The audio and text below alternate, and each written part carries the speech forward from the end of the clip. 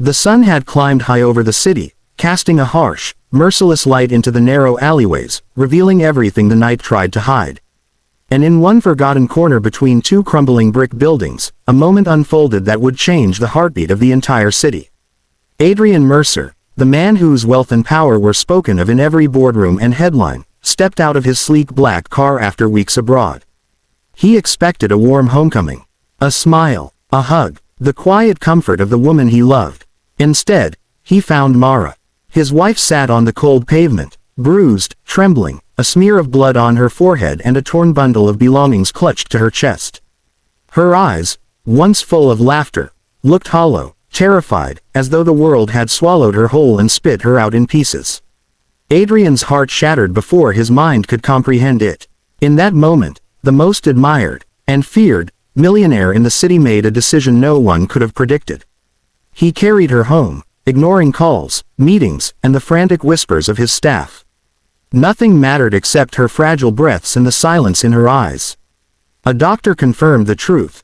She had been attacked, deliberately. And as Adrian listened, guilt tore through him.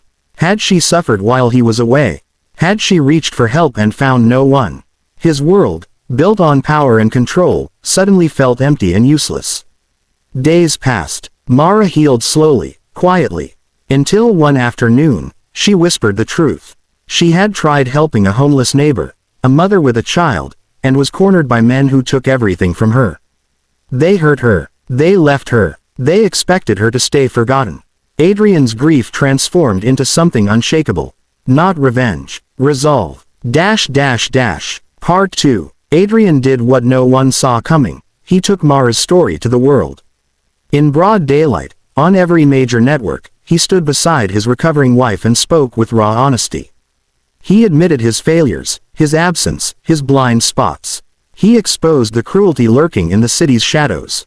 He challenged those in power to stand with him. His vulnerability shook the city awake. People rallied. Volunteers poured in. Shelters were built. Patrol programs formed overnight. Adrian funded them, not as charity, but as a promise to Mara and every silent victim the world overlooked. And slowly, Mara healed, not only from her bruises, but from her fear. She saw hope rising because of her story.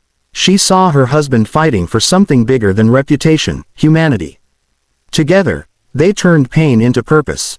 Their days became filled with visits to shelters, helping families, and rebuilding the broken corners of their city. And somewhere in that journey, Mara's laughter returned, soft, warm, and healing, like sunlight after a long storm.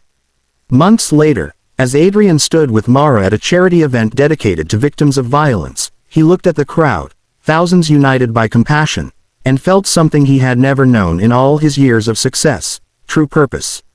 Their lives hadn't changed because of tragedy. They changed because they refused to let tragedy define them.